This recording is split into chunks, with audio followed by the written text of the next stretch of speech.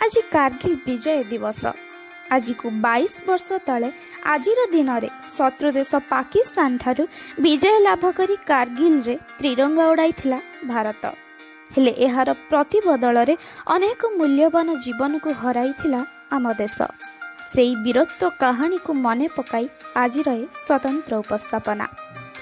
गोटिए पटे कारगिल सेक्टर रे फुटु थाए गुली, आउ अन्य पटे मनरे संचार हेउथाए भय और द्वंद्व।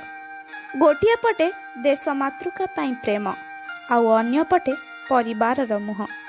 हाँ, से दिन एमिति मझिरे पेशी होई जाउथांती भारतीय वीर सैनिक माने। से दिन थिला 1999 मसीहा मे मास 3 तारिख। कारगिल अंचल किछि मेषपालक भारत भितर को किछि आतंकवादी प्रवेश करुथिबार सूचना देइथिले। घटनार सत्यासत्य संधान रे जाइथिबा 5 जन भारतीय जवान को आकस्मिक आक्रमण करी आतंकवादी माने हत्या करिथिले। एहार 3 दिन पर भारतीय सेना द्वारा 2 आतंक निहत हेबा परे सेमाने पाकिस्तान सेनार बोली जणा पड़िथिला। एहार दिनक परे मे 9 रे पाकिस्तान पटु अचानक प्रबल गुलीगोला वर्षण करा जाइथिला। टाइगर हिल रे रहिथिबा पाकिस्तानी सेना गतिविधि को लक्ष्य करी भारतीय सेना आगु को बढ़िथिले। जुलाई 4 रे टाइगर हिल कब्जा करिबारे भारतीय सेना सफल होइथिले। जुलाई 7 रु 11 मध्य उभय राष्ट्र मध्य निर्णायक युद्ध हेला। प्राय 2 मास रु अधिक समय धरी चलीथिबा एही युद्ध रे 537 जन जवान को भारत माता हराइथिला। 1363 जवान आहत होइथिले, किंतु वीर जवान को एही बलिदान व्यर्थ जाय नथिला।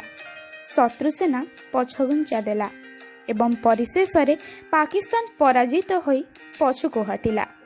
भारत मार इंचे माटी को अन्य राष्ट्र को न देवार शपथ नहीं भारतीय वीर संग्रामी योद्धा माने अविरत संग्राम जारी रखी से दिन ये ऐतिहासिक विजय हासिल कले। देश मातृकार सुरक्षा पाए एक महत बलिदानर कहानी ये। हाँ, भारत वर्षर शक्ति, संकल्प, सामर्थ्य और संघर्षर दिवस ये। भारतीय जवान को वीरत्व, धैर्य, शौर्य और गौरव गाथार अपूर्व परिणाम हेउछि आजिर दिवस।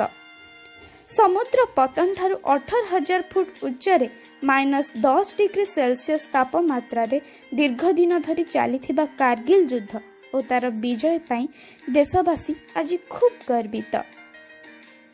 21 वर्ष पर मध्य कारगिल विजय भारतीय एकता और अखंडतार वार्ता बहन करुछि। भारतर जनसाधारण मानक तरफ आज कारगिल विजय दिवस अवसर रे देश पाई शहीद होइथिबा से वीर सैनिक मानकु विनम्र श्रद्धांजलि।